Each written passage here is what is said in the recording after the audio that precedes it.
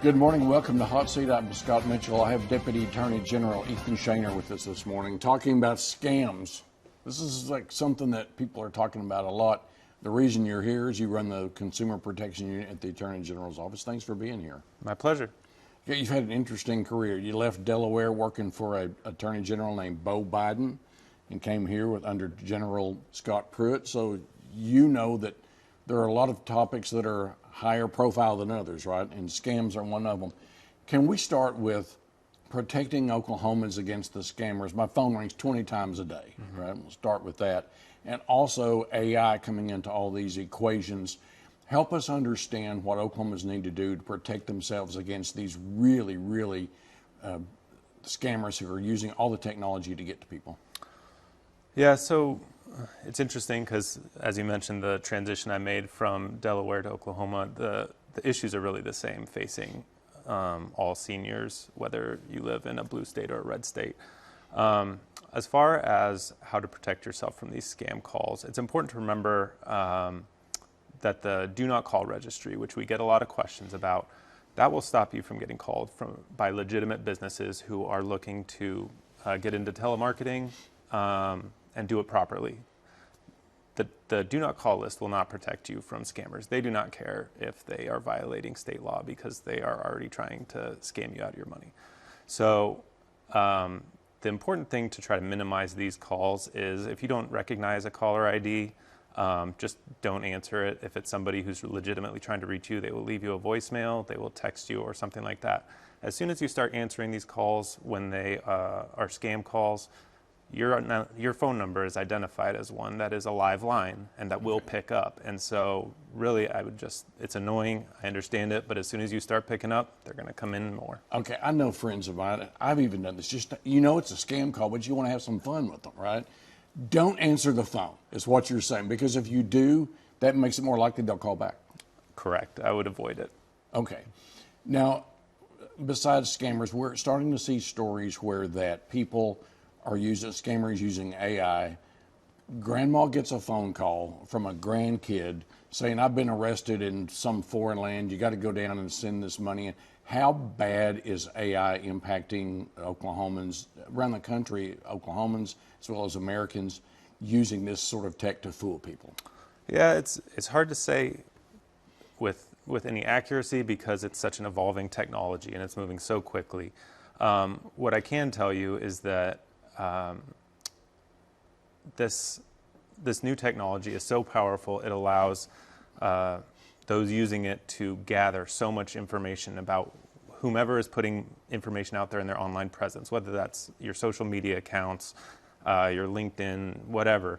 It scrapes all this information about you and it allows them to synthesize that, target it towards you, and really tailor their scam towards you to make you believe that this is your family member or your friend reaching out to you when really it's not.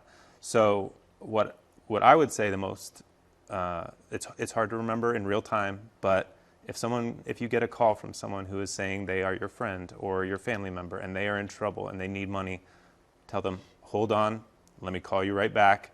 And you just hang up, dial the number that you know is them, text the number that you know is them, and then you can verify whether something truly is true or you're going to get scammed. Trust but verify. Correct. Exactly like that old saying. Okay, let's talk about things like debit cards and credit cards. I've coffee shops before where my debit card gets, there's people sitting around with all these laptops. Mm-hmm. Also, gas stations is becoming a big problem. What can we do to protect ourselves there? So, I mean, you want to just use common sense and use it in places that are look legitimate. Establishments that you trust. When you are using a debit card at a place like the state fairs in town, and you use a back alley ATM or something, that's more risky. And so, you really want to be cautious. Use your ATM or credit card in places that you know and trust. And then if you keep tabs on your accounts. And so if you see something that doesn't look right, call your credit card company or call your bank immediately and ask them what's going on, dispute the charge if you need to, because the longer you let it wait, the more difficult it will be to reverse those. Debit card versus credit card, one safer than the other? Typically, credit card is going to be your safer alternative.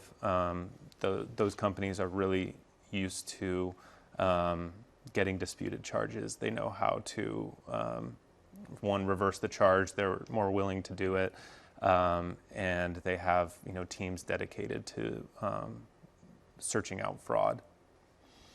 Let's just talk about some old-time scammers. Let's talk about con artists, right? They come to me, a cousin comes to me and says, hey, I've got cancer, for example. I need treatment. How do you protect yourself against that? And a lot of times they'll just say, can you go down to the bank and draw some cash out for me and I'll take it? I mean, this sort of, you see it on 60 Minutes, other shows, whatnot, about scammers. What do you do to protect yourself against that? And especially since they usually go after older people. Yeah, so part of this is a long time tactic that really runs through any scam, is the pressure to act quickly.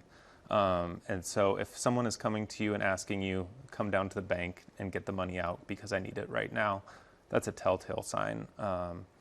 That's used often in construction scams where, you're asked to make a decision right now about whether to retain a contractor or not, when you really should be taking your time on any sort of project like that. So anytime you're being asked to make a decision right now, that's something to be skeptical of. If you're asked to use a specific kind of payment method, the ones that are typically harder to reverse, so I'm thinking like cash. Yeah, right. Yeah, cash, or even the money transfer apps, Venmo and Cash App, those are typically more difficult to reverse. And then we're seeing more and more requests to be paid by cryptocurrency, and even gift cards. Someone will ask you to go down to Target and get a $100 gift card and pay them in that. Does that make it harder for you to investigate the crime whenever that the victims are kind of willingly going along with this, like taking out cash or going along with the crypto, that sorts of things? It does, to an extent. I mean, anytime someone is lying to you in order to get you to give them money, I mean, that is still a crime. And so we can still investigate that. But as far as if you don't know the person, you haven't seen them face to face, that is going to be difficult. So for instance, in the increasing payments over cryptocurrency, the relationship between the people is almost always online only. So you really have no idea who this person actually is. And with cryptocurrency, that as soon as that is transferred, put into a different wallet, then transferred to a different wallet, it's really hard for especially state law enforcers to track, let alone, at the federal level, they have trouble with it as well. So a common sense on medical scams will be, I want to talk to your doctor if you want $10,000 or something. But what about the cryptocurrency thing? How could a person verify in that regard? It's hard. It's really hard. It's a new technology. There's very few of them that will comply with government subpoenas.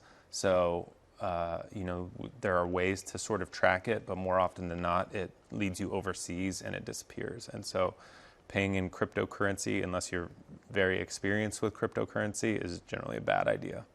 All right, for seniors who are getting pressure, right, they need to talk to a lot of family, a lot of friends. Just don't let one person come in and do that to you without checking it out. Right. So if it's a friend or an acquaintance, ask a mutual friend to say, hey, have you heard about this? Is this truly going on, before you're pressured to give money?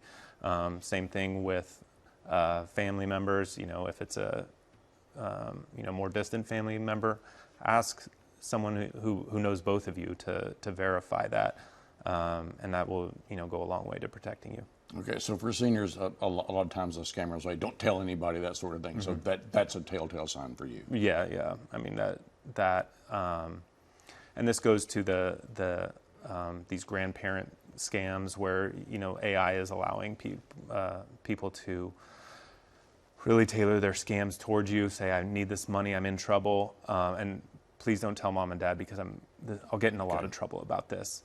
Yeah, that's a telltale sign, and you really need to verify and make sure that you were giving money to the proper person, or that you just don't do it at all. So use your head in these sort of situations. Yeah, I mean, it can be difficult. That the whole the scam industry has grown up around using pressure and finding ways to appeal to people's weaknesses, and so you really need to take your time and think about things. All right, so the scam has happened, the money's gone, that sort of thing, and you want to call the CPU at the Attorney General's office. If you've been a victim of this, what's the next step?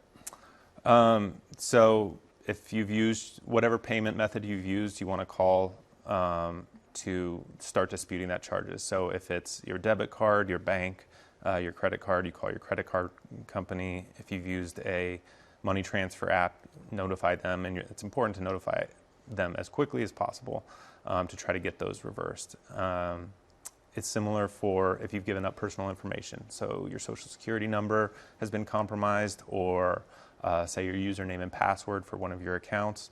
Contact the Social Security Administration, change your username and password as soon as possible, and then notify law enforcement. So whether that is our office or the Federal Trade Commission or even the FBI, if you have lost large amounts of money, speed is important. So you want to notify as soon as possible. A lot of times people feel ashamed if they've been scammed or they let a family member get next to them. What would your advice to those folks be, that if you think you've been had, and you feel ashamed about this, but they should do what? First, don't be ashamed. It has happened or come close to happening to almost everyone. And so, some people have been lucky and avoided it, but there's really no reason to be ashamed. And again, reporting it as fast as possible is important, because the further away you get from the scam, the harder it is to recover any money about it. How do we find you? How do people find you if they feel like they've been scammed? You can call our phone number. You can visit our website. There's a consumer complaint form available on the website, and we have very skilled consumer representatives you can call, and they will walk you through the process of filing a complaint if you need to. Deputy Attorney General Ethan Shaner, thanks so much for what you do down at the CPU, and maybe one day tech will help us stop this, but right now it's flourishing, right? Yep. Yes, it is. All right. Thanks for being here. Yep. Thank you.